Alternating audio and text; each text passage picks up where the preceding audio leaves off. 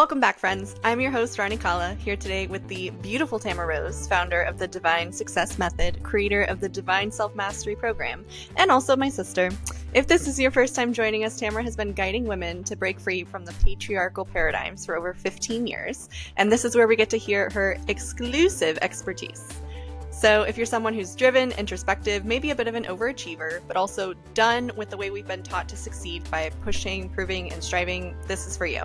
And this is where we reclaim our softness, sovereignty, and divine feminine power.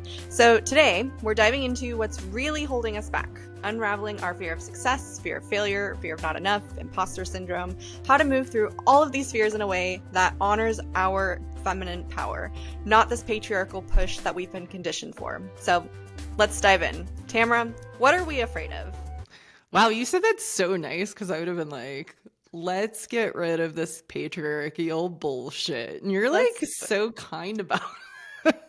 Let's dive into all the fear. And we're going to do it all under an hour.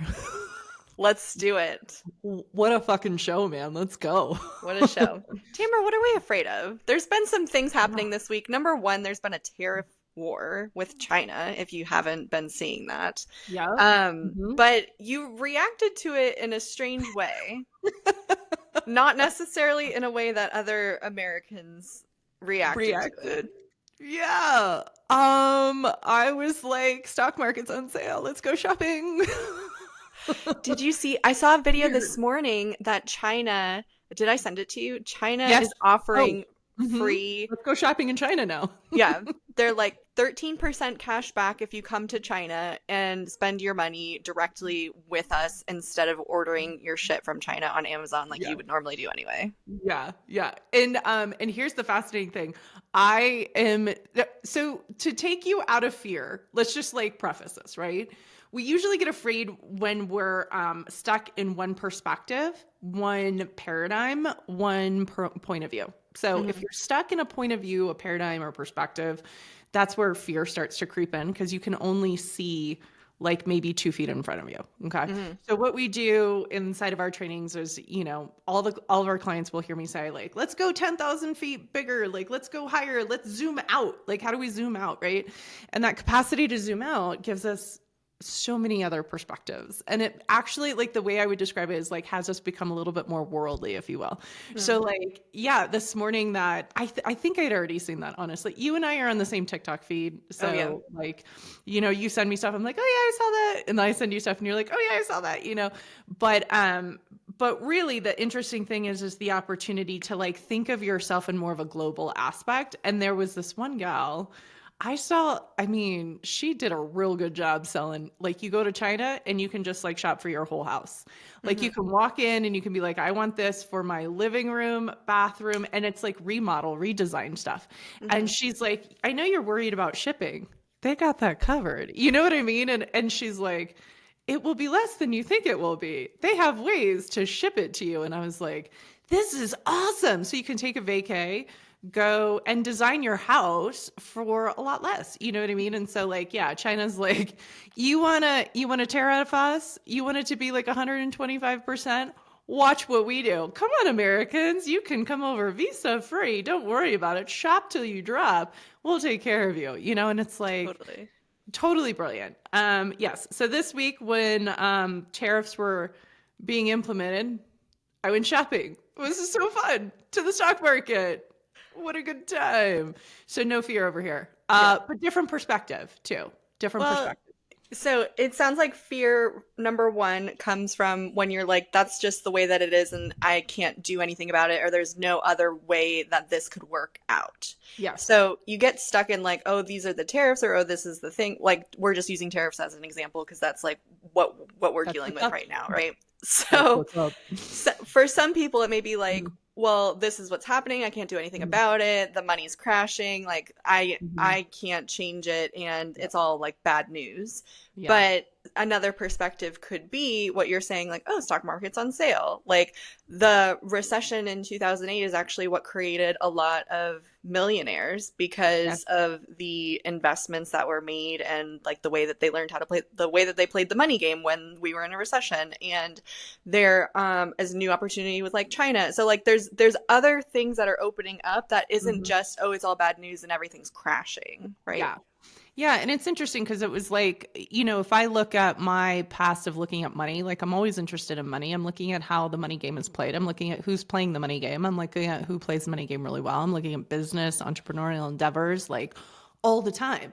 Hmm. And so there were things that like I've been tracking or paying attention to in regards to either stocks, assets, trust funds, 401ks, Roths, IRAs, like investments for kids, like and I have this ability to kind of tune in and go, what's in alignment for me? What is in alignment for my next move? But like I like to know the things. So I like to have a lot of data, a lot of information. I like to ingest a lot of like knowledge about it. Hmm. So then when this week, when it was like, oh, the stock market's crashing, I'm like, huh, okay, well, that'd be a really good time to buy. So let me get my ass up in there and buy some, and it was like, what needs to be in place in order to buy? Like, how do I want the money to flow? And what kind of like, I don't do, I think the education system's probably crashing too. So you won't see me with like I think they call it a 329 for kids. Like you won't see me investing in a 329 for CC because I'm like, who the fuck knows what the college fund is going to do? Because that's like a tax write-off college fund, right? So I'm Yeah. like, I don't know where that's going. Now I could invest in it and roll it over into a Roth IRA at some point too. Like you can roll over some things, Hmm. but like at the same time, I'm like, the fucking like, we're not, college won't be looking like it is. You know what I mean? So I'm like, I'm not going to do that. So it's like, being like having the knowledge and being interested, and then when intuition hits that you like take the action. Hmm. And like even in those moments when intuition hits and there's action to take, I notice for myself like, okay, well, what is showing up for me instead of like, when was the last time I bought stocks and when was the last time I like and it was like, okay, you're just like, you just press the buttons and pull the trigger. Like it's not, we get up in our head or we have this thing that like shows up, and it's training ourselves to be comfortable with the discomfort is how we get over those fears. And Hmm. so specifically with tariffs, but like literally, I'm sorry, with the stock market, but like you guys could look in any area of your life, you know what I mean, as well. This isn't just financial or stock market or tariff situation. This is like literally everything in our life all the time. Totally. So let's open up the can of worms of like what tends to get in the way because it seems like where you operate from is like I don't think I've really seen you operate from fear like ever, probably. We're 18 years apart. It may have happened like maybe when I was younger, but in very recently, like in the last Yeah. 10 years, probably not. Yeah. So what I have seen you do is like just intuition, action, intuition, action, Hmm. intuition, action, which Hmm. not a lot of people like really have built the muscle in or really do. Yeah. And one of the things, or a couple of the things that we've seen get in the way for myself too is like fear Yeah. of success, fear of failure, fear of not Hmm. being enough, imposter syndrome. Like, Yeah. especially as women, like these things are rooted within us because Hmm. of our gender for sure. But Yeah. like, can you maybe touch on where some of these things come from and Yeah. Well, I think, gosh, if we really look at our DNA and the history of women in the planet for as long as we've been alive, it's like we did have matriarchal systems. We did have women leading governments and economies and communities. We did have that at some point. And then, when men took over, women became property. It was a way to like control the women. And so women, like it's inherently in our DNA to like be small, placate, be nice, like and not embody all of our power. And so, how many times I even notice it for myself. I know you probably know this, but like when I would go to do a program, like I've done so many programs, right? So it's like when I was into personal growth and development, like I don't do anything half-assed. I'm like, let's do all of them. It was like the fire hose, you know? And I would do a program, I'd get into it, I'd like really own it, I'd really ingest it. And that's like 53 programs at $150,000 later, you know? But I remember being married, being the breadwinner, and like asking Brian, like, well, what do you think about this program? Like, should I do that? You know, and like asking his opinion and looking for his permission and looking for his alignment. And he's like, what the fuck are you asking me for? And I was like, because that's what I'm supposed to do. Like, you know, and like he was really clear. He's like, you don't have to ask me shit. Like, you fucking make the money and you want to do that and you think that's great. Like, you should go do that. And I was like, oh, okay. And I just remember like that was a moment of unraveling. Do you know what I mean? And like, so in those moments, I see it. In the moments of like even dating, right? Like dating, and it's like how much I am conditioned to be like all in, monogamous, when maybe that's not appropriate. Do you know what I mean? And it's like that is also a conditioning of how relationships should go or how relationships should be, you know, it's like, and I'm just, and then you start to unpack that and unravel that, right? Like, why is that? And it's like, so conditioning to like fear of upsetting somebody, fear of missing out, fear of like what I can already sense energy on people and things and like where it's going to go. And it's like, well, I can honor like that future, but it's like that hasn't even happened yet. Do you know what I mean? So it's like, so the fear, it either has us act in a particular way, not act in a particular way, retreat from acting, period, you know, and it's like noticing those nuances when you know, like when you can be aware, when you can be conscious, when you can like sense something else is possible, you know, that's where we start to have those like break free moments. But it really comes from like lifetimes of conditioning to be safe, to stay alive. Like really, I mean, you know, to follow what men say was to stay alive. And I was even like, it's so funny. I was thinking of grandma this morning. Grandma was like, don't get married. She wasn't like, find a great guy. Bitch was like, don't get married. She was like, she never said that to me. Like, she said that to you, but she never like said that to me. Yeah, she was, I feel like she was like, there's never gonna be a good one. Just like, don't fucking do that, you know. And I wonder if that's why she was so happy when I came out as gay, because she was so supportive. She was like the first person I came out to, and she was so supportive. Yeah, she knew. So funny. I didn't put two and two together, but that maybe she knew. She was like, we won't talk about marriage to Ronnie necessarily. Ronnie's doing something else. Tamara, don't get married. Yeah.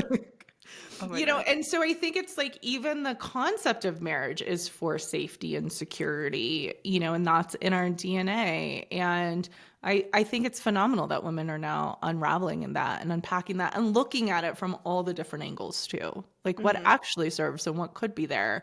And how do we honor our divine feminine inside of that like new structure? So the fears are just, they're ingrained. They're almost not even thought of. Do you know what I mean? Like we almost don't even consider or think of them. We just think they're real. And I think multiple times, like, you know, when I was traveling in my late 20s around the world, you know, people are like, you traveled by yourself. I remember our dad being like, you cannot travel by yourself. And I was like, why? He's like, you cannot be a girl traveling alone by yourself. And I was like, look, I took this class. I basically know how to kill people. And people are like, a self-defense class. I was like, no. This was the how you kill people class. Not how do you defend an attacker class. And people were like, what in the fuck? And I'm like, I know it was real wild, but I did it, right? But it ingrained in me like the confidence that I could like mangle and kill somebody with my hands, you know? And so as I remember this very clearly, I was traveling in Costa Rica that was like down a dark dirt path road in the middle of the night, like no lights. And there was a man walking towards me. And I had this moment where I like kind of went through in my head how I would like kill this other guy if he was to attack me. Do you know what I mean? Like, see, it's so funny because our experiences traveling internationally are so different. Yeah. And I wonder if it's like you did that before you did your 53 programs and 150,000 and all this Yeah, that was personal I was development. only like 5 programs in at that Yeah. time. It's like, I didn't even count that one. Let's add 54. I know how to Yeah. mangle people. Well, I've traveled for what was it, like 6 to 8 months full time Hmm. internationally, Europe and Yeah. Central America. And I had a bit of like this programming under my belt, like Right. learning how to direct my energy, change my energy field, like Yeah. tap into more of like the divine feminine flow. And so Yeah, I didn't I have that at I the had time. I That had wasn't part of no my programming at the time. yeah. Yeah. Well, and it's funny because I still had like some of those fears. I didn't go into like, I didn't have any like self defense skills necessarily either. But there was one point where I was in, I think it was in France or Morocco, and I had to order a taxi at like 5 a.m. to get to the airport. And it's like a stranger in a taxi. It's dark outside. He's like, "Oh, I don't take card. We have to stop at the ATM so I can get cash." We're like stopping at an ATM on the side of the road. There's no one there. I'm Yeah. like, this guy could like come up behind me and rob me with a gun, and He like could I shove you in the wouldn't. trunk after he takes all your money. Yeah, like anything could happen Yeah. right now, but like nothing happened because I'm like, I recognize the fears that are in the background, and then I'm Yeah. like, okay, like let me clear those and let me like be present, let me address, and then like let me realign the field and let me just direct like I can fully trust in myself and I can trust what I'm attracting and I can so it's like there were those moments like that Yeah. where I was like anything could happen right now, and Yeah. I should maybe I should be afraid, but I'm like I don't. No, but I think that's like, but that's the magic. Like having this work under your belt, right, is part of the magic because what you're doing is you're reframing it in real time, right? You're Mhm. like, okay, it could go this way. And what I'm doing is I'm resetting the stage for it not going this way, right? Yeah. And so I think what's interesting is like, me going through my, like, I could dismember this guy if I need to, Yeah. right? Was like me being like a way for me to get into my power, right? And we all hope that nobody needs to be dismembered, you know?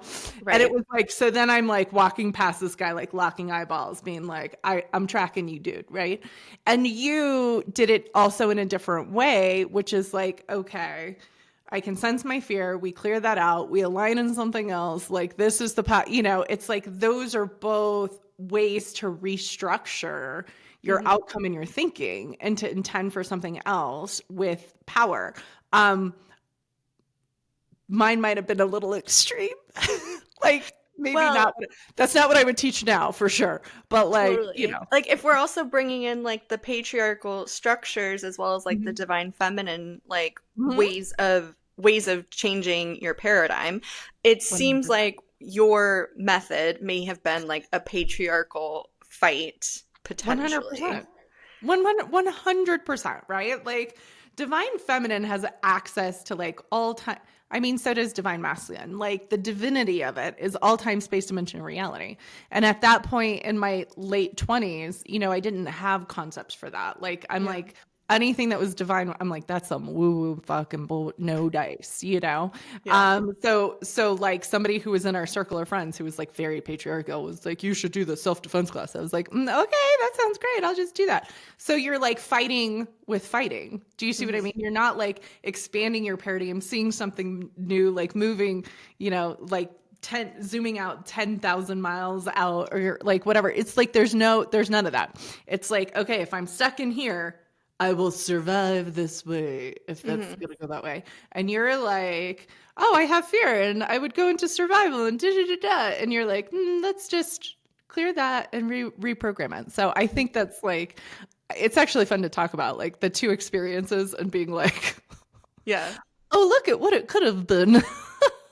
And Very you're like, different. And only because of the work that you taught me. Only because of the work, only because I've learned from you. only because they're here. I I just know. want to preface. Thank God I did more courses and I didn't stop there Thank God.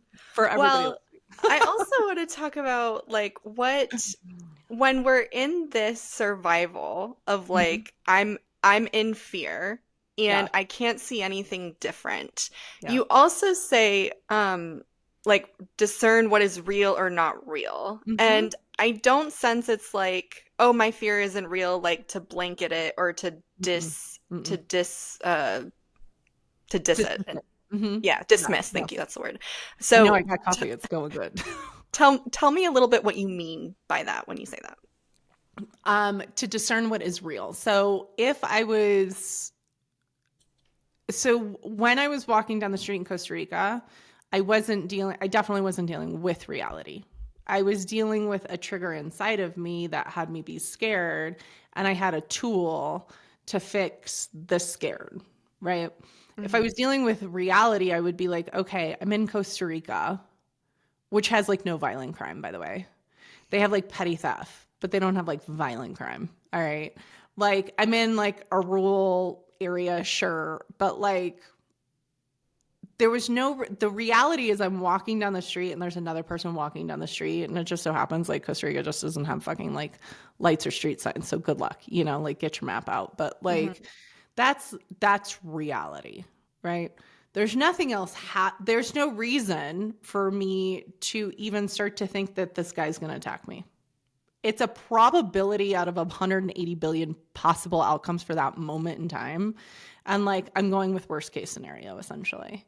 And I'm being prepared. So like, there's no reality in that, Hmm. honestly. Right. So like you could give me, let's give me any other scenario and we could like break it down. Like, what is the reality of what is happening versus where's my brain going? Do you know what I mean? And so that discernment of where's my brain going? And I think that's what you did so well was like, the reality is, okay, yep, I'm in a foreign country. Yep, this dude needs cash. Fine, whatever. I'm in the car. That's like the reality. Everything else your brain makes up is patterning a prediction for Hmm. one possible outcome, and it's usually the worst case scenario. So your Hmm. brain's just going through worst case scenario over and over and over again.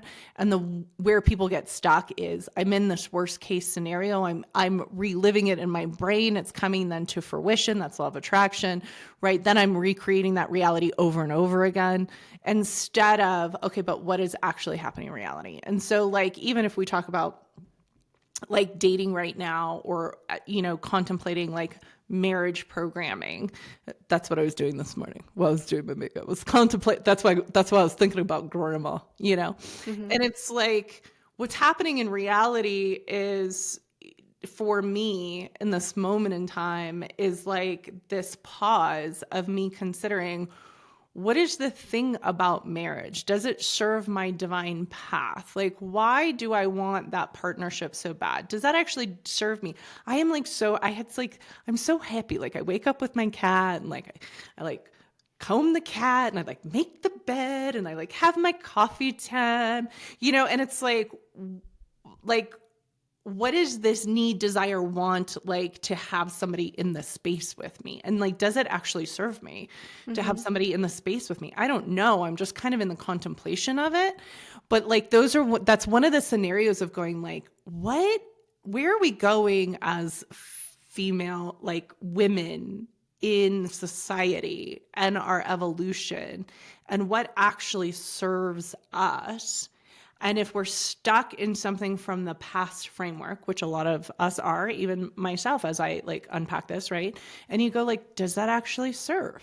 What would Hmm. actually serve? Like, does it serve the path, and does it serve the collective, and does it serve women on the planet, and does it serve like to just go into a relationship?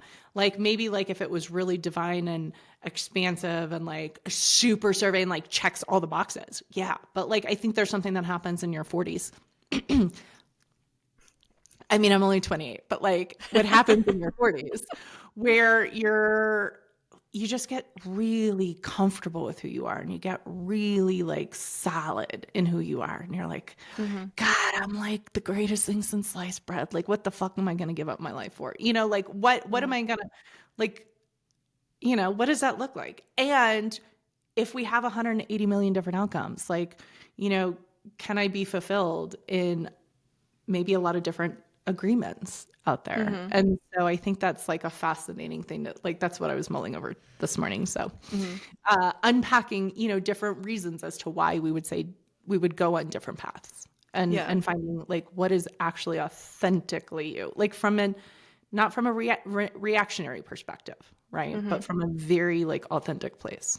Totally. Because how often in life are we just reacting to our brain's triggers and what Fucking we all the time. like, going back to your discernment of like what's real or not real, Hmm. it's like the things that's happening in our brain, the past patterning, the past triggers Hmm. coming to fruition rather than seeing and being fully present with reality of like, okay, this is where I'm at. This is what I'm choosing. This is what's showing up in front of me. Hmm. Now let me tune into my intuition and follow Yeah. intuition to like do something about this. Like those are like the two different discernments. Yeah. Yes, 100%.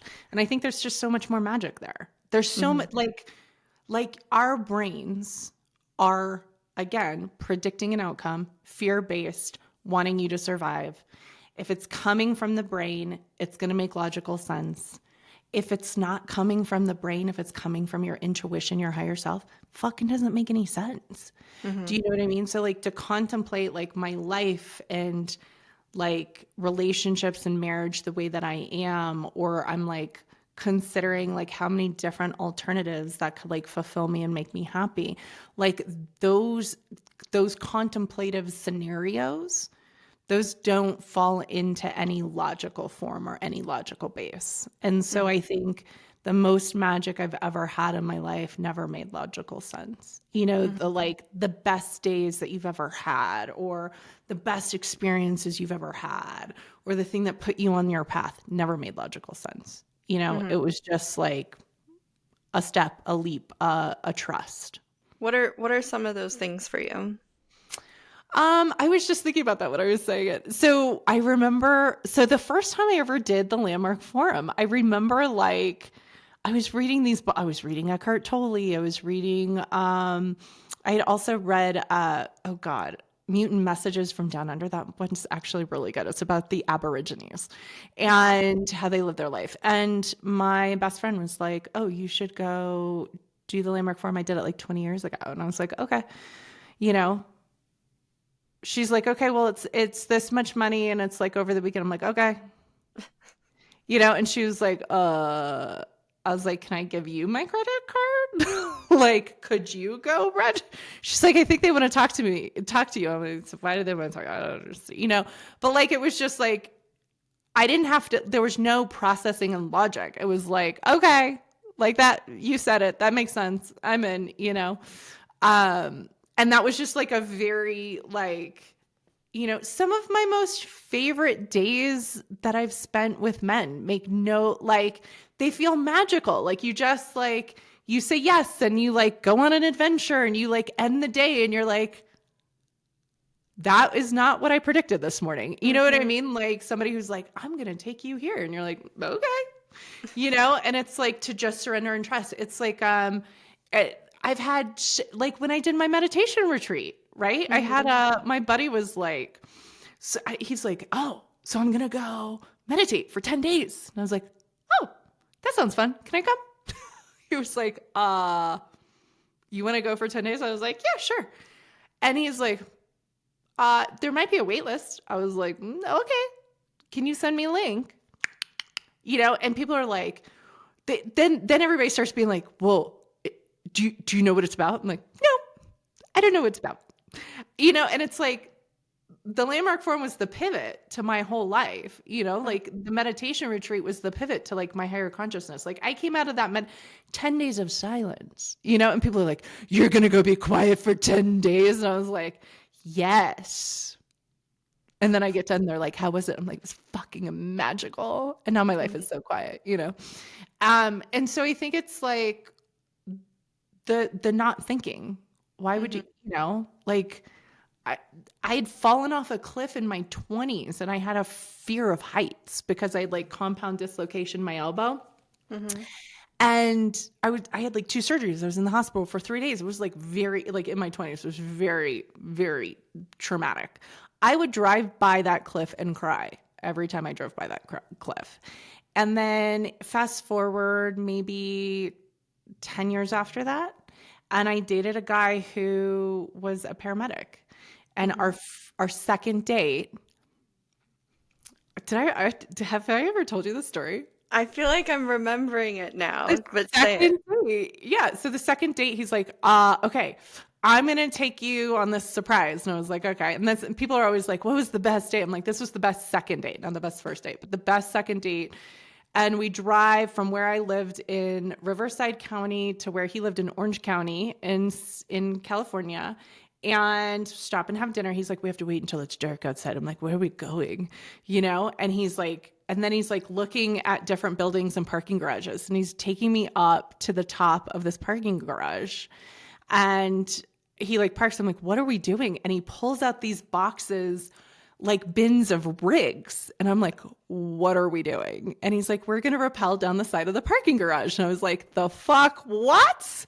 And I remember being like at that moment, I had had this fear of heights, right? Mm-hmm. And I was like, I don't know if I can do that. He's like, look, you don't have to start at the top. He's like, let's start at the first level. He's like, do you think you could do the first level? I'm like, okay, I think I could do the first level, you know? And by the end of the night, I was doing it from the top. Do you know what I mean? And I'd gotten over my fear of heights. Like the ability to just kind of sense in and see what's a yes. Do you know what I mean? Is like Yeah. fucking magical. Like I didn't have a fear of heights after that, you know? And you just go, huh, okay, rock good, you know? So Yeah. I think it's just like that logic system really fucks with life, man. You know, it's like Mm-hmm. it's just it colors everything, and not in a Well, good way. it's interesting because I've I've seen a lot of things about the brain, like the brain Mhm, being just a predictor. mhm, And the mhm. brain can only predict what it knows and what it's experienced before and past in the past. Yeah, It can't actually predict the future of something it doesn't know or it hasn't seen before. That's your intuition. The brain yes, can only predict the future based on the past. So yes. if you're trying to create something new and something you've never experienced Mhm. before, or like you're trying to get out of like your current paradigm into a new paradigm, that's not your brain that No, can like do that. That's your no. intuition. 100%. And so it's like, you know, if we talk about somebody who wants to have a great relationship, somebody who wants to have better success in their business, somebody who wants to make more money, your brain, your logic systems are only going to come from what you know. And the magic is in the thing that you don't know, the thing Mhm. that is like you've never experienced. And so people come to us, right? And when they talk to us, they want to experience the thing that they've never experienced before. Like, I've had all these like terrible relationships. I want a great relationship. Okay, cool. You know, it may not, this whole path may not look how you think it's supposed to fucking look, you know? Mhm. I've done all this with my business, but now I want to like pivot, right? And you're like, okay, that's going to be a whole new set of brain patterns. Like we have to Mhm. create new pathways, we have to create new brain patterns, we have to create like a new system and structure because you're going into a new paradigm. You know, Mhm. and I think that's where most people get stuck, right? Mhm. Most people are stuck in only what they know, and that's the comfort zone, right? So people, how many times are you know, we talk to somebody and I'm like, oh, you really like that. And they're like, I don't like it. And I'm like, but you kind of do because you keep choosing it. And they're like, Yeah. I don't want to choose it. I'm like, I know, but it's a real comfortable, right? And so they're like, how do I stop? And you're like, you just got to do the uncomfortable thing, right? Mhm. Like sitting at the top of a fucking parking structure in the middle of Orange County, dark out, with this dude. And he was we dated for a while. So he was a very sweet dude. We were even friends after we dated. But like, you know, he was like, well, we don't have to, you know? And you're like, okay, but I'm Mhm. standing here and we've got fucking rigs and I could like fucking, you know, at least try one, you know, I fell off 2 stories. What's going to happen if I do one story outside of it's not going to be that bad. You know, Yeah. it's like, what's the worst that's going to happen? So I think it's just like that. It's like real discomfort, you know? And so anything that's really, you know, made my life jump leaps and bounds didn't make logical sense and was real not comfortable. Mhm. Yeah. So then when we're talking about the things that get in the way of just taking the uncomfortable action, there's also this thing called the amygdala hijack. Oh yeah. That thing's a And I'd love bitch. I'd love to hear, because I feel like you explain it so well, and maybe you've done more Yeah. research on it than I have, but Yeah. tell me a little bit about the amygdala hijack. Yeah, this was a great, again, so many courses. And this one was specifically the brain science. The amygdala is the fear center.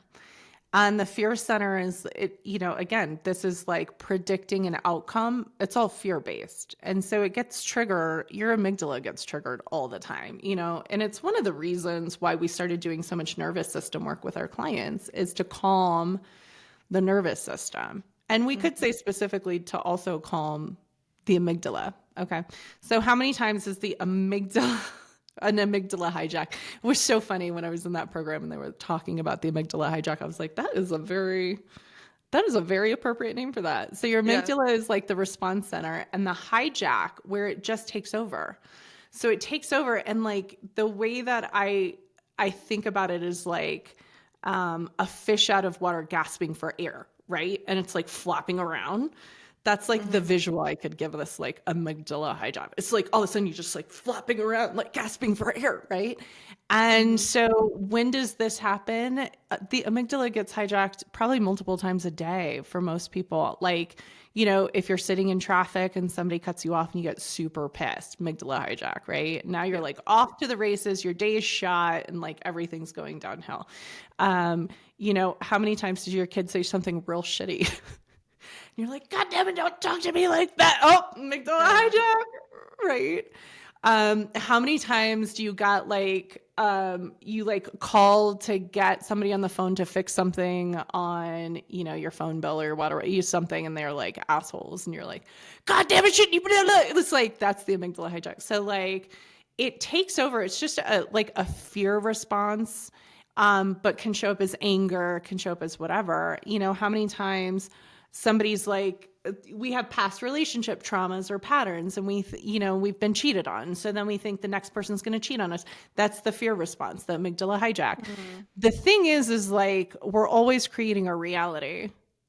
So consider, like, if you're getting hijacked, you're creating more instances to get hijacked, right? Hmm. If your amygdala is just on, like, if you're on fight or flight response, fight, fawn, or freeze. So you could be a fawner, right? And you're like, I don't fight. And you're like, no, you just fawn over everybody, make it all better. It's like the same. It's like that one's even more disgusting, I feel like. I'm like, I'd Yeah. rather have somebody fucking fight with me than like try to placate me. But it's like that fight, flight, fun, or flight, fight, fun, or wow. Freeze. Thank you. That's also part of the amygdala hijack. So it's That's like trying to when protect us. when the amygdala gets hijacked, then the fight, flight, fawn, or freeze response is like activated. Yeah. Yeah. Okay. And so that's like the brain science. That's just like all that happens. And you, unless you're conscious and you interrupt it, you're just along for the ride. Hmm. And so once that's like activated and it's along for the ride, it's almost like how often can you get off that train, or how hard is it to get off the train, right? Yeah. So one of my premises is like get in front of it. You know, calm yourself enough to not get hijacked. Calm yourself enough to like know your fight, fun, or freeze responses. Calm yourself enough to adjust your path instead of having this fucking computer system on automatic giving you the same shit different day. It's like, Hmm. how many of us are done with same shit different day, right? I was gonna say, how many people are like waking up, they snooze their alarm 3 times, they're like, I don't want to get out of bed, I'm too tired, I didn't sleep enough. They like rush to get in the work in the morning, they get into traffic, they're like, oh my gosh, I don't want to be here. They do their 9 to 5, they come home, they eat dinner, they like scroll on TikTok or whatever for 3 hours, and then they go to sleep. Like, that's like your same shit, different day, like hamster wheel. Mm-hmm. And like it sounds like the amygdala hijack is also like part of that too. Yeah. It's not like it seems like it's not all not always like a immediate reaction fear response, but like if you're just stuck in a like if you're just stuck in that default patterning, Mm-hmm. then that's what it turns into. Is that accurate? Is that making Yeah. sense? The way that I would also say is like a little bit of the amygdala hijack. This is what it would sound like. So let's say you have a significant other and you come home from work, right? Part of the same shit, different day scenario. So you come home from work and you would ask your significant other, you're like, God, I just want you, can you just make sure the dishes are done? You come home, the dishes aren't done. Mm-hmm. That response right there, you walk in, dishes aren't done. That response, whatever yours is, I know what mine would be. That's an amygdala hijack. Like went straight off to the races, right? You're like, what the fuck? Do you have any idea how, and I guarantee you all these words are not new words. What the fuck? Do you have any idea how hard my day is? Do you have any idea how hard I worked? I asked you to do one thing, just the dishes. And I come home and those dishes are still in the sink. What the fuck is wrong with you? What was your day? Do you see how I'm really good at recreating that? Oh, yeah. Yeah. So it's just that's off to the, that's the hijack, the amygdala fear response, when in reality, if we were taking a more conscious approach, and this is what I recommend to our clients, right? And this is, I went to therapy for a good number of months with my ex-husband for this one, okay? This is the nonviolent communication. If you were to bypass that, get conscious, and really look, it would be something more like this. Gosh, first you'd be like, I wonder what that person's day was like, that they didn't do what I asked. But my feelings are kind of hurt. I asked for this thing to be done and they didn't do it. Now I feel sad. I'm definitely angry, and now if you approach it from oh, I can feel my anger and I can feel my sadness. Why do I feel angry and sad? Well, I had asked them to do something. They didn't do it. Just like when I was little, my mom didn't do X, Y, and Z, and I had to take up all the slack. I don't feel like she loves me. Now I'm in a relationship, didn't do the dishes. And now I feel like I'm unloved, but not because the dishes didn't get done, but because my mom didn't do things that would have taken care of me, that would have shown love. That's really what's fucking happening, right? It doesn't have to do with the dishes. It doesn't have to do with the work day. It doesn't even have to do with where some people want to go with. You're disrespecting me. It's not even disrespect, right? Literally, you're a little kid having this past reaction of mom, not X, Y, fill in the blank, y'all. Mom, dad, sibling, whatever, caretaker, not blah, blah, blah. And however they treated you about the dishes or whatever. And now you're reacting and interacting with something that your brain thinks is similar. And so it's off to the races. And literally that's not what's happening. What happened is you asked for the dishes to get done. You were at work. You came home. Dishes aren't done. That's all that happened. Everything else is your feelings and sadness and and then what I love about the nonviolent communication, which you guys can find on YouTube, there's a 3-hour training. That's the one I recommend. Do the 3-hour training. Okay. That one is free. My therapy was thousands of dollars to get that 3-hour training. So that's a little side hack if you want. But to then be able to say gosh, this is why this is important. And this is what it provides. And this is why I asked. And do you think that you could do that? And and you can actually have a very calm, connected conversation, which I think is what most people want instead of screaming at everybody all the time. That's a great example to bypass the hijack. When it shows up in the moment, I sense there's all these things that we can do to get in front of it. Like you're saying, nervous system work, and you're saying bringing more presence and consciousness. But when it happens in the moment, then what? And it's this nonviolent communication. It's okay, wait, let me identify what I'm feeling. I'm feeling angry and I'm feeling sad. And then you can kind of go from there and getting more into the other person's understanding rather than focusing on self. Yeah. And I'm going to tell you guys, this is a training, the divine work, the divinity of the work we do is the feeling and the sacredness and the honoring of ourselves and the communication and the softness, right? What we have not been trained in is that. So the second I talk to anybody about feelings, right?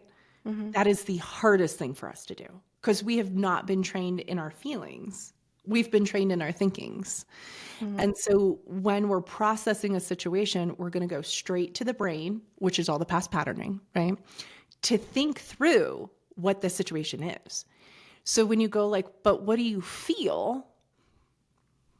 That is the hardest conversation to get through. And I literally was talking to Cece about this the other week, where we were discussing, and I was like, Cece, this is the one. She said, well, Mom, I was washing her hair. This is like a little snippet into my life. I'm like, bitch, got to get her hair washed once a week. Okay. Like that. She is 9 and she needs a good scrub from mama. Like teeth once a week from me, hair once a week from me. She can be independent and do her shit every other time. So I'm like getting in there and like scrubbing, and my nails, they were real long. So she's like, that hurts. And then it was late. There was a meltdown. She's like, my body, my choice. I'm like, true story. She's like, you didn't ask for my consent. True story. Okay. So like, she's right on multiple levels, and she's very upset, and rightfully so. And I just was like, you are right.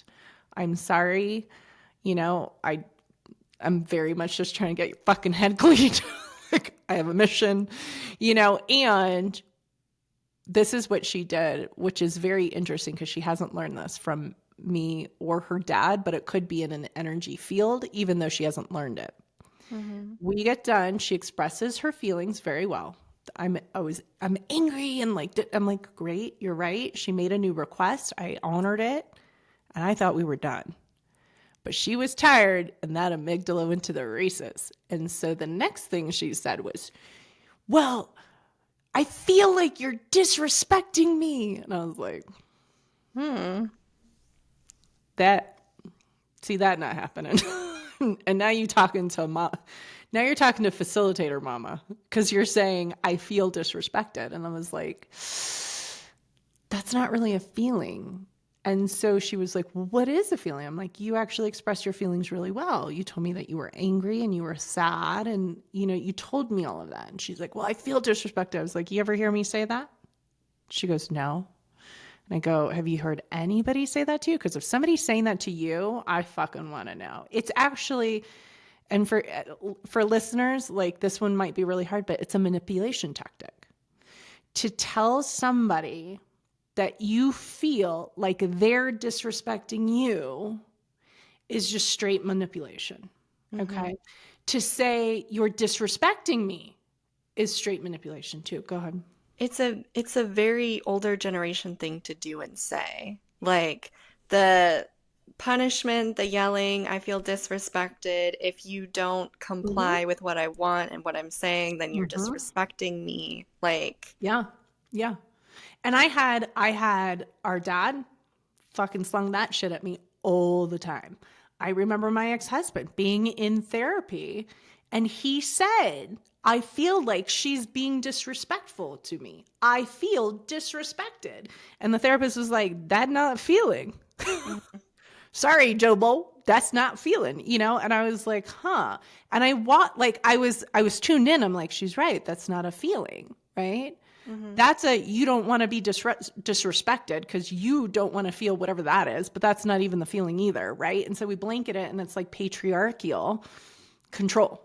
yeah. So in the moment with Cece, I'm like, look, she's like, well, what should I say? So we start unpacking, and I'm like, look, you say how you feel and you make a new request. Like, that's what you did so brilliantly. This little extra push seems like you wanted to make me feel even worse about what I did. It seems like there was like some manipulation. And I'm not saying like, and I told her, I was like, I don't think you're doing it knowingly. You've seen it somewhere, something, right? Because kids feel powerless most of the time. So they're just trying to get their way. You know, they're like, if you do this, I'm not going to be your friend ever again. You know, like they're just trying to manipulate everything to get something to go their way. And I'm like, I'm just pointing out what was more effective was this other thing. And what I'm committed to is you being effective with your feelings and your communication and things like that. You know, then by that time it's 8:30 at night. She's crying. She's like, this is a grown-up conversation and I don't like it. And I was like, oh, you want to talk about grown-up things when you're not tired. But now we were like pretty much through the conversation. Now we're going to like talk. And she's like, I don't like it. I was like, okay, you know, and then to get to have her choose, I was like, either we have grown-up conversations about anything and everything that you want, because that bitch be talking about sex and she be talking about lots of stuff. You know, she wants to have the grown-up conversation. I was like, we can do that. But then if we need to address other things, we have to be able to do that. Or we have no grown-up conversations and you go back to being 9. Like, you just get to choose. But, like, you can't just caveat it and have it your way when you want it. Like, we have to have open. I have to know, like, you know, how. So she got mad. I read a couple pages in a book and she goes, okay, I'll have grown-up conversations all the time. I was like, all right. And then we finished our conversation, went to bed. It was great. Yeah. You know, but it was, you know, I think that's a really fascinating thing. This, like, I feel disrespected or you're disrespecting me. It's just like this old patriarchal framework of control and manipulation, you know, and ugh. I was going to say, gosh, Natalie's a middle school teacher, my fiance Natalie. And so she, something happened in her classroom and a kid like threw a rock not at anybody. Like, it didn't hit anybody. It didn't do any damage. And Natalie's like, I don't really know what to do about that. And so she like tries to like see who did it. Nobody confesses. She ends up calling the dean in, and the dean is like yelling at the kids, threatening to take away the field trip. Like, somebody's got to do the thing. Like, it's all based out of like fear and patriarchy, manipulation. Like, if you don't do this thing, I'm going to take it away. Like, I'm like, gosh, like, how do you like step in? Like, what if you bring in like this matriarchy into the classroom, and like, how much can you like take care of without ever having to bring in the dean? Like, if that's not like your jam to like solve things that way, like, how much can you like resolve on your own within the classroom? And so like then we got to open up a different conversation about like how to handle it or like what to do, and like in a different framework. And I think that's like also because the dean is like probably older, like in that older generation, and it's like, I think it's a really beautiful new way that we're learning how to handle things, especially like new parents who have like Gen Alpha and Gen Beta now. Yeah. And learning how to like parent in a new way. Those Gen Alpha kids are on another level. They're on another fucking level. Like, peace be with you. And also with you. My blessings to all of you new parents. What the fuck? Oh my gosh. Yeah, when you have babies, darling, I will be auntie and it will be great. Yeah. What the fuck? Yeah. But I think it's a really like beautiful new way of learning to navigate things rather than from this old like disrespect, manipulation, like being able to have adult conversations with kiddos. Yeah, 100%. And it takes more effort. It takes more energy, takes more work, takes more consciousness. I mean, I'm running into it with CC school too, but like, you're just like, to build a different framework, you know? And I think Natalie being a school teacher and like has like the classroom is hers, you know, like own that classroom. That's the way that shit goes. You know, my house is mine. This is how shit goes in my house. My kid knows. And she's a fucking like amazing kid when she's in my house too. So we've talked about like fear responses, amygdala hijack, like all of the ways in which it runs life. And so if we're looking at how to get out of it, I think you have this really great metaphor, which is like taking you out of the fishbowl. Like if you're in this fishbowl of fear and old patterning and how you've always done things, and you want to get into a new fishbowl, or maybe just the ocean. You don't even want a fishbowl. You just want like to be free of any fishbowl. I want all the possibilities. Careful, that's a lot of possibilities. Yeah. And like, I could have all the seaweed and all the different kinds of foods.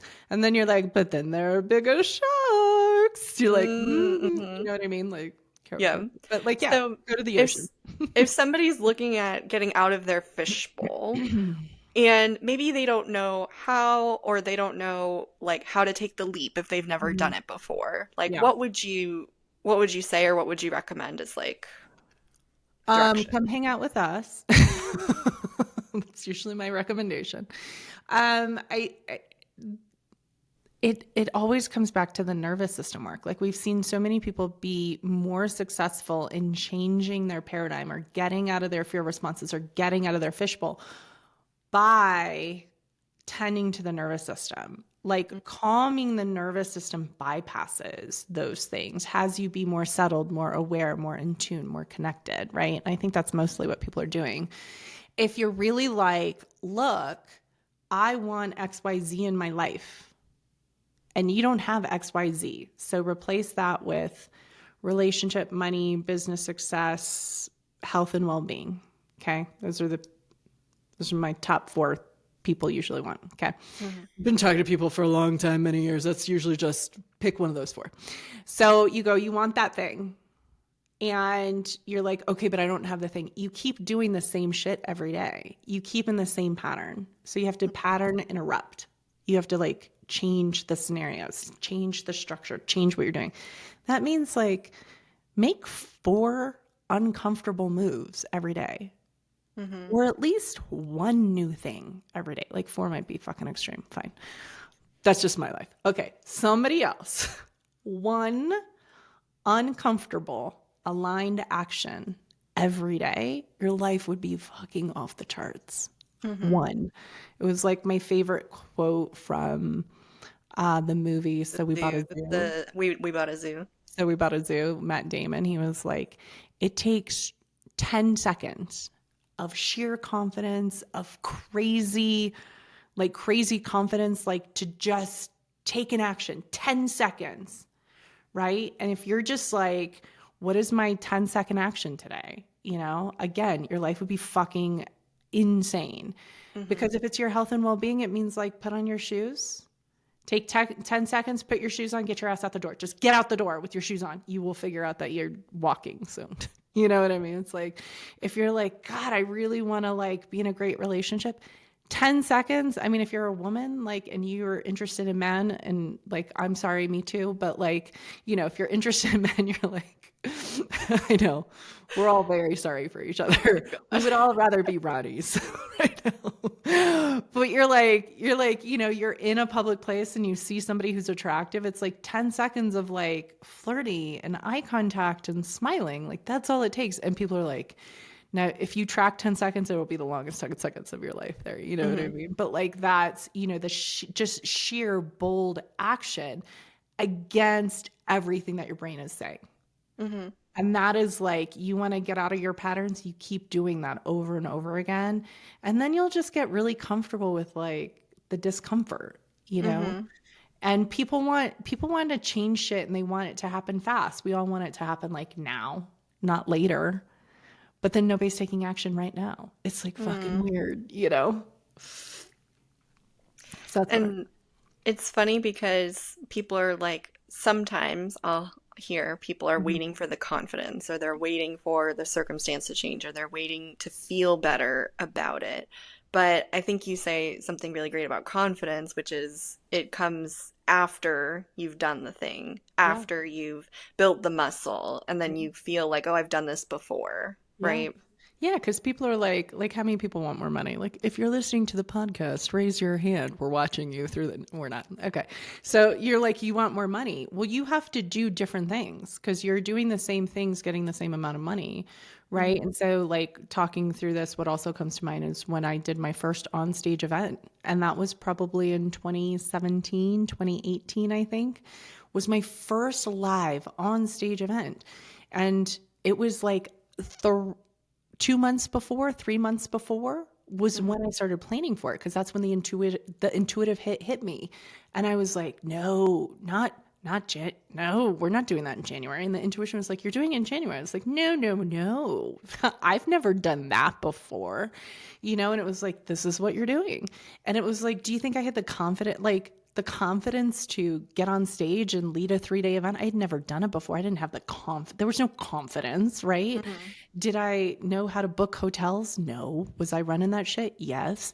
Did I know what I was going to wear? No. I was on stage for 3 days. What did I want to wear? Do you see what I mean? Like, there were so many layers that went into that. And that was really the trajectory that took the company to $750,000 in a year, was me getting on stage, right? It was me really like stepping in that. But like confidence, there was no confidence. That was like, get your ass on stage, bitch. That's your next step. And you're like, okay. And I remember telling my husband at the time, like, this is, He's like, well, you've never done that before. I was like, I know. Now that's what we're doing. You're like, he's like, okay, and so that was like, to do that amount of money meant I needed to do this thing. And what showed up along the way? All the issues, all the problems, all the fucking bullshit, all that showed up. Now, if I want to host I've done so many 3-day events. If I wanted to host a 3-day event tomorrow, I'm confident enough to pull that motherfucker off. You know what I mean? Like, that confidence, the feeling of confidence comes after you've executed the thing at least a dozen times. Then you'll be confident, right? I mean, for those of us listening, remember the first time you had sex? There was no confidence involved. But after a few times, you're like, I'm pretty good at this. Confident in what I'm doing over here. See, that's a way better example. Great example. Love the example. So I think one thing that you are really good at is just trusting and surrendering. Like, that's anybody's listened to your trainings, that's something that you always say. Like, that's your life path. And what if somebody is not built the muscle or is not very good at that? Like, how would you say to start trusting and surrendering, especially if there's like lack of trust in self or lack of trust in the universe or lack of trust in XYZ? Like, how would you? I think, and it's really interesting because, we spend so much time training people on how to trust. Don't we spend so much time, Ronnie? So much time. There's just like a module. I've gone through that workbook at least 500 times. Yes. And every time I hear something new, because that's like that's a big thing for me too. And you were saying it's like tattooed on your wrist. Trust. It's tattooed on my wrist. It's like, it's part of my life path. And so to go like, how do you trust? It's like, you just, like, the one thing I want to say is like, you just have to trust. But here is a way to process, I think, because I think a lot of people want to process something, right? Is to look back. The reason we don't trust is because we think things went wrong. We think things didn't go right. We think we were wrong to somewhere, right? And I think that's probably why my life path is filled with so much bullshit. Any one of the events in my past would have taken people right off the rails, like taking them right off the tracks, right? And so it's like, I think my life is one of these embodiments of, really, I woke up in the middle of the night yelling trust at one point. Like, I went to sleep, I was talking to my soul, I was like, what is my life path? And then I wake straight up in the bed and yelling at myself, you gotta trust! And you're like, wait, where did that come from? You're like, well, that's a fucking message and a half. Okay. Oh my gosh. And so like you can talk to your higher self, go to sleep, and you'll wake up with messages. It's super fun. I don't do that shit anymore. I like a good night's sleep. So I'm not that inclined anymore. But anyways, so like, that's the life path, is to trust. So then you have to go, I trust my path. I trust everything has worked out exactly to put me on my path. Maybe the exercise is like, you write down all the things that you think are bad. And you turn them into a trust statement. And that would blow your fucking mind, really, right? I trust that, like, getting a divorce from my ex-husband, who is my twin flame, is part of my path. Why? And then you can go, why? And I look around and I go, oh, because people make such fucking like big deals out of twin flames and they think that's the right thing to do. And my path is like, you can still co-parent. Here's your crapshoot, and you go like, that too is a great path. Do you know what I mean? And it's like, in being divorced, like, that is part of my path. God, it's actually really amazing. I get to be by myself for one full week. And then the next week I get my kid. And then the next week I get to be by myself. It's fucking amazing, and you go like, okay, my mom passing was part of my path. Like, I was so challenged with how to talk about my mom and I's relationship when she was alive because I wanted to honor and da-da-da-da. But like, even her passing allowed me the freedom to speak our truth and our path and our relationship, and that is part of the path. And like, you go like, being sexually abused when I was younger, that was actually part of the path because I know what that's like for all women on the planet, and like pretty much all women, you know, and it's part of the healing for us to do, to have that like done. It's like, wow, if you could really honor and come to terms with like literally that everything that's happened is part of the path, to show you part of the path, then you trust that things are always working out. And so that level of trust is like, and the discernment I have is like, something shows up in front of me and I'm like, all right, you know, like if I'm remodeling my kitchen, I'm going to interview 3 people. I can trust and like discern who's going to serve my kitchen best now. But I had to go through the path of like, there's some fucked up contractors on some other shit. You know what I mean? So it's really leaning into like, the things that have happened are all part of your path. You want to change the path. Like, you have to trust your discernment. You have to trust your higher self. And that actually gives you a better trajectory when you trust, versus like, I can't trust anything. Everything's out to get me. Everybody's like fucking da da da da da. It's all going to go awry. That's going to give you another trajectory, right? Because that too is the law of attraction. Yeah. Law of attraction. If that's what you're focused on, that's what's going to come to fruition, and that's what's going to be the reality. 100%. Yeah. So then you have an intuitive ping. You sense into intuition and where it's guiding you. You trust the intuition that it's guiding you to everything's working out and everything's on my path. How do you then surrender to, and when we say surrender, sometimes that's like a trigger people. But like, can you explain a little bit what you mean by surrender and how exactly to do that? So I believe I am not smarter than the universe. I believe that I am part of the universe. And my intuition is the connection to the divine. That's what I believe. So if I am stuck in my head, I am limiting what is possible. If I'm stuck here, if I'm trying to figure it out and calculate it out with my limited brain, I'm going to be stuck here. So it's going to be a smaller outcome, a smaller future.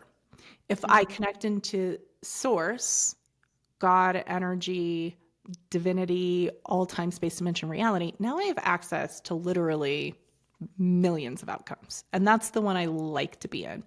The only way I can get there is through intuition. And the only way I can fulfill on that is through action.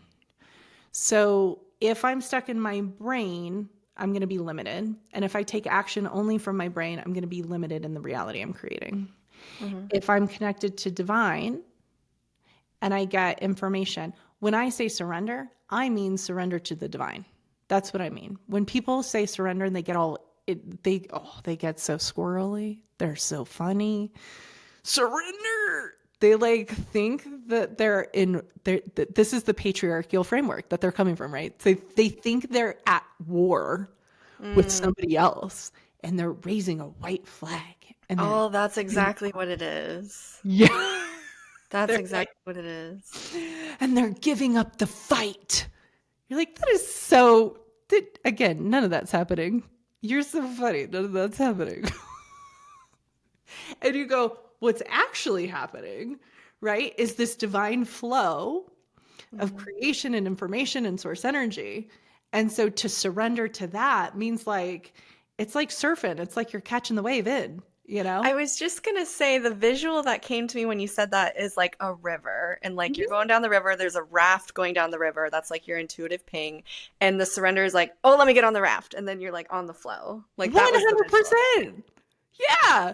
And then you get to go to some magical place on that raft, you know? If you don't think it's a magical place where you're going to end up, that is like literally your amygdala and your brain trying to be in charge of fucking everything. Totally. Yeah.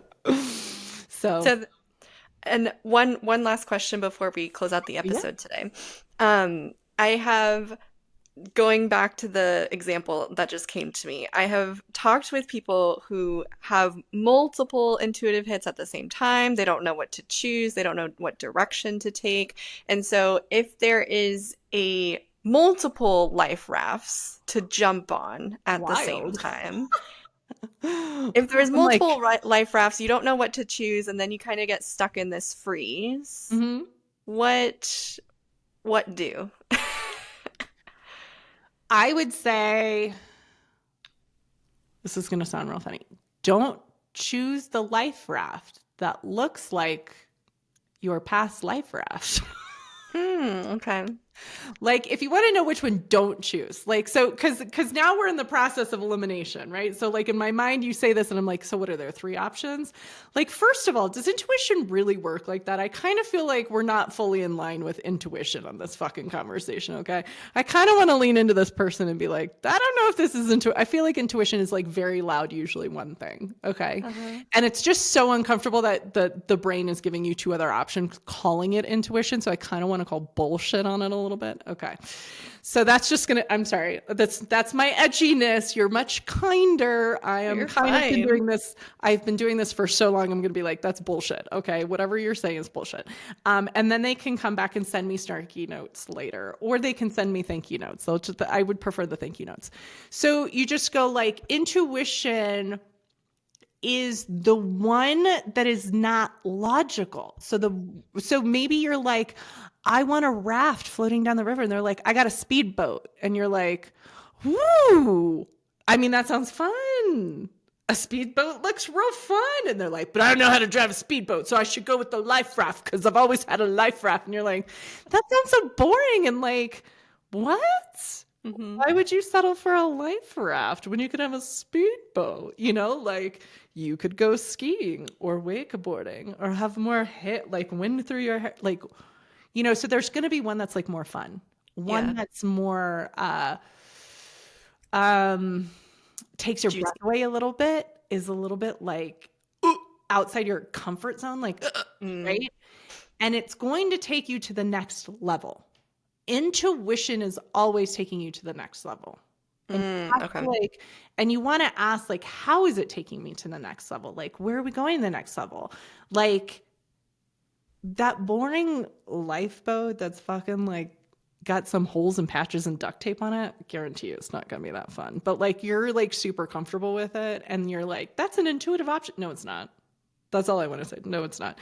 Go with the speedboat. So whatever is like more fun, more a bigger leap, more comfortable. That's the one that's the one that's going to be intuition. And I'm telling you every fucking time, like me going on stage 3 months, planning a whole event, that one fucking uncomfortable. Okay. Rappelling down the side of a fucking parking structure in Orange County in the middle of the night, fucking uncomfortable. What else have I done? Like everything was like a leap where I was like uncomfortable and like literally right on path. Right. I think that's a great way to discern. I think what you said about like the most uncomfortable one is probably your intuition. The one that you've never done before. The one you've never done before, that's intuition. Because intuition is divine. Your divine self knows no limitation. All the limitation is with the human. If you think you can't do it, that's fucking human bullshit. Like, I'd rather hang out with a bunch of divine, like, let's all be divine together and like do some wild ass shit. You know, like that's what we're here for. Let's all be divine together, wakeboarding with our jets and our yachts and our what other boats are on water. I mean, yeah. I'm hitting up the lake this summer, so like, you know, we'll see what comes to fruition from that. Oh, there you go. Oh my gosh. Anything else you would like to say before we close out the episode today? Closing thoughts. You know, I had this like moment when you were asking me about trust and it almost made me want to cry, and I might cry right now. It's like the magic secret sauce of life. Like the most magical things come from like trusting and taking action. And there's so many things that I would have missed out on. I have surfed in multiple countries and I quit my job. I mean, I quit my job and traveled for 2 years, and like there are so many things laced into I'm only 44. I've had like 4 lifetimes almost, you know, and it's like so much magic that gets missed out on when we get stuck up there. And so like to be able to like leave our listeners and our guests with just like the magic is in that uncomfortable choice and that 10 seconds of sheer crazy bold like response and action, you know. And that's what I would want for people. I love that. Thank you. Thank you for sharing your wisdom and your magic with us every week. Thank you. I can't even believe we didn't talk about me quitting my job. Like that was a I magic know. Oh my gosh. moment Maybe we'll have too. to do that next episode because that's like a wild story. I was in the corporate world at some point in my life. Of all the things that on this episode to miss, like, That's and the we'll do it next week. We'll talk about it more next week. Oh, Well, yay. thank you for being with us. Thank you for listening. I've been your host, Ronnie. This has been Tamara. We will see you all next Tuesday for the next episode, and we hope you have a wonderful week ahead. Keep making magic.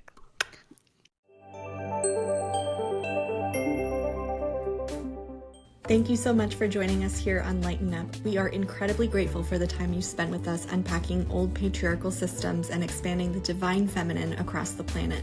It takes a village to create big change, so thank you for being part of our village. If today's conversation resonated with you, help us grow. Rate the show, subscribe, and keep following for more. Remember, we're here every Tuesday with new episodes. But until then, you can dive deeper into the work with our free training series, The Sacred Success Code. Specifically designed for women to reclaim their time and energy, this is a great first step toward divine success without sacrifice. No time management tricks, no productivity hacks, just 5 sacred sessions broken down into bite-sized pieces. Links in the description. And if you're ready to work with Tamara and I personally in our 12-month flagship program, email me. Have any questions you want us to answer on the next episode? Email me. And want to send me pictures of your cat? Email me. Until next time, keep honoring your divine feminine magic.